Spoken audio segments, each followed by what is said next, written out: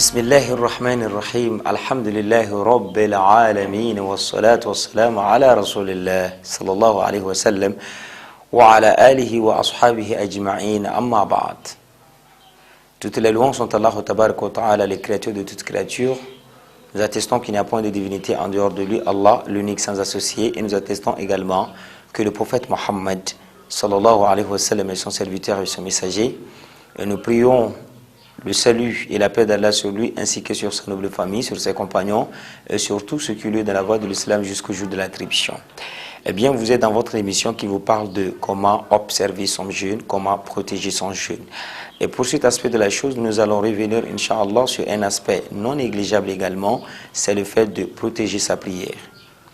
Dans les autres émissions, nous avons dit qu'il va falloir que nous vérifions le contenu de nos prières, voir quand est-ce que nous prions, parce que c'est une obligation de prier à des heures recommandées par Allah subhanahu wa ta'ala. La troisième des choses, c'est de venir également à l'heure. Et il y a beaucoup de récompenses qu'Allah subhanahu wa ta'ala a réservées.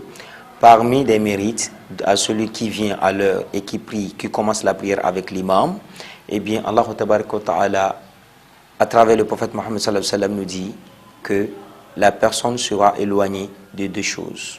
C'est-à-dire sera, éloigné de deux choses, à savoir l'enfer et l'hypocrisie.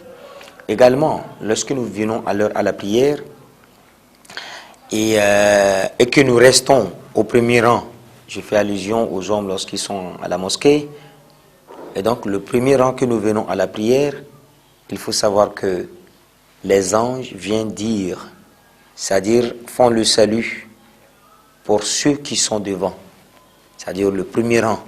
Donc c'est pour nous faire savoir qu'il va falloir que nous fassions un effort pour venir à l'heure à la mosquée. Donc je contrôle, n'est-ce pas, aussi bien le contenu de tout ce que je dis, je contrôle le temps de ma prière. Voyez-vous? Et donc je dois venir à l'heure. Lorsque je suis dans la prière, c'est-à-dire je fais une prière et que je sais que je n'ai pas tellement de trucs à faire, donc je peux également rester, n'est-ce pas, attendre également une autre prière. Pourquoi ceci? Vous savez que dans le mois venu de Ramadan, nous avons à faire itikaf. Itikaf, c'est ça, la retraite spirituelle.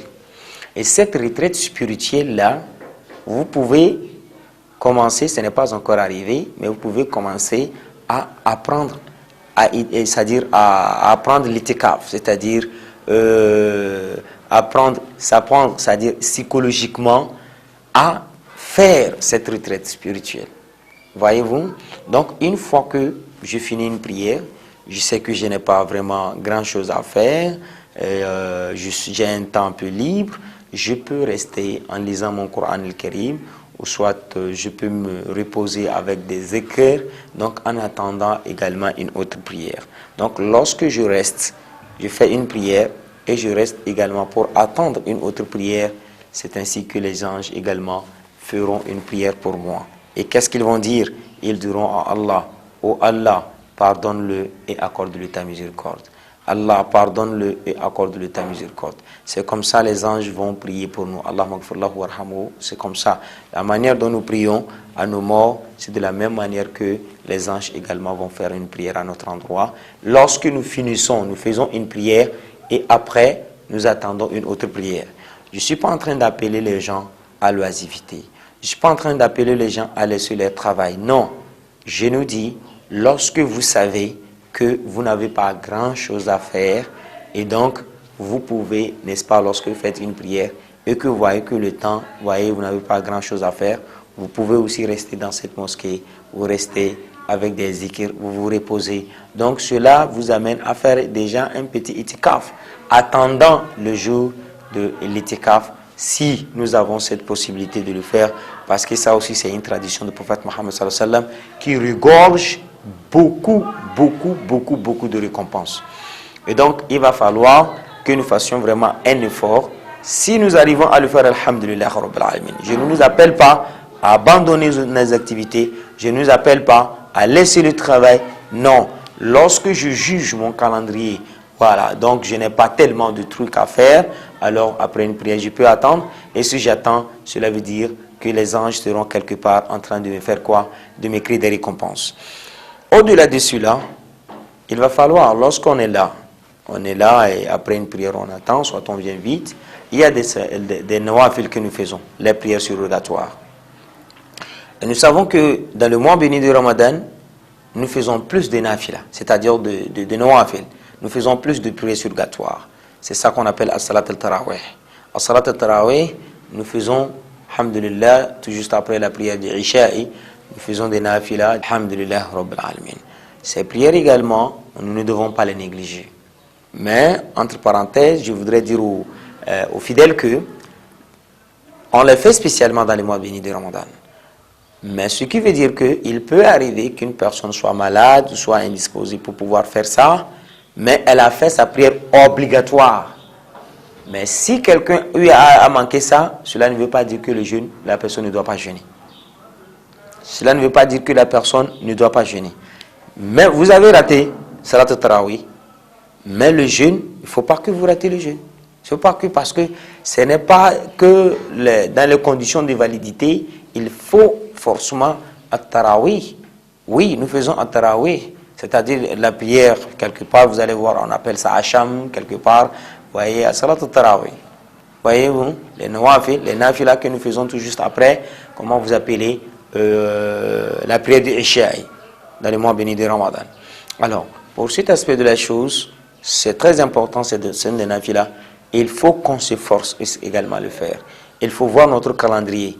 Ah, tiens, j'ai ça à faire. Ah, tiens, j'ai ceci à faire. Donc là, il faut qu'on s'organise pour ne pas piétiner cette prière de Tarawih. Je suis un fonctionnaire, je quitte mon bureau, je sais que de telle à telle heure, il sera Isha'i. Donc il faut que je puisse me programmer à pouvoir également faire cette prière de Tarawih. Comme on parlait entre-temps de manger, lorsque vous rompez et que vous mangez de trop, vous allez voir que cette prière de Tarawih également sera quelque chose de très nuisible. C'est-à-dire, vous serez très lourd. Hein, ça dit sera ennuyé. Vous serez ennuyé. Pourquoi? Parce que vous vous êtes bourré le ventre et que les actions, les actes dans la prière ne sont plus flexibles comme cela doit se faire. Voilà. Donc là, mangez modérément, parce que nous aurons beaucoup de nawafil à faire. Donc cette prière de Tarawih, c'est non négligeable. Nous savons que les actes, c'est-à-dire les récompenses attribuées aux actes surrogatoires, prennent la place des actes obligatoires dans ce mois béni du Ramadan.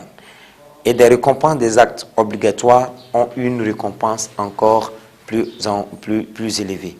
Et donc nous savons que au cours du mois béni du Ramadan, les actes surrogatoires ont une récompense prennent la récompense des actes surrogatoires, montent aux actes obligatoires, et des actes obligatoires également ont leur récompense encore plus élevée. Alors sur cet aspect, il va falloir que nous considérons vraiment ces nafilas que nous faisons, les deux nafilas, c'est-à-dire les nawafil que nous faisons, les prières surrogatoires que nous faisons. Il faut vraiment que nous fassions un effort de les faire. C'est la sunna, c'est une tradition, il ne faut pas l'oublier. En le faisant, nous sommes en train de renforcer la sunna du prophète sallallahu alayhi wa sallam. Donc nous ne trouvons pas ça fatigant, nous ne trouvons pas ça gênant. Il faut qu'on s'y mette. Inch'Allah, nous sommes là pour adorer Allah tabaraka wa ta'ala. Et lorsque nous allons adorer Allah en suivant la tradition du prophète sallallahu alayhi wa sallam, je pense que c'est quelque chose, c'est quelque chose qui va nous aider beaucoup. Ce n'est pas que je pense, c'est réellement ça. Parce que celui qui suit le prophète sallallahu alayhi wa sallam a suivi Allah subhanahu wa ta'ala. Et celui qui veut être aimé par Allah subhanahu wa ta'ala, il faut qu'il suive également le prophète Muhammad sallallahu alayhi wa sallam. In kuntum tuhibbuna Allah fattabi'uni. In kuntum tuhibbuna Allah. Si vous aimez Allah, fattabi'uni. Et suivez-moi. Yuhibbukum Allah. Allah subhanahu wa ta'ala vous aimera. Donc lorsque nous allons aimer le prophète sallallahu alayhi wa sallam pour montrer l'amour du prophète Muhammad sallallahu alayhi wa sallam, il va falloir également que nous faisions quoi? Il va falloir que nous suivions, nous faisons ce qu'il a fait. Donc c'est lui qui a recommandé la prière de Tarawih que nous faisons, et donc il va falloir que nous respections, n'est-ce pas, cette tradition. Voilà. Et également chercher à faire des autres nawafil. Lorsque nous faisons des nawafil, vous allez voir que nous aurons la miséricorde d'Allah subhanahu wa ta'ala. La miséricorde d'Allah subhanahu wa ta'ala. Alhamdulillah. Et donc, chef de l'islam, lorsque vous faites des nawafil, eh bien, vous aurez la miséricorde d'Allah subhanahu wa ta'ala. Eh bien, nous sommes arrivés à la fin de notre émission et nous prions Allah subhanahu wa ta'ala de mettre la baraka dans tout ce que nous faisons. Wa sallallahu ala sayyidina Muhammad wa ala alihi wa sahbihi ajma'in. Wa salamu alaykum wa rahmatullahi wa barakatuh.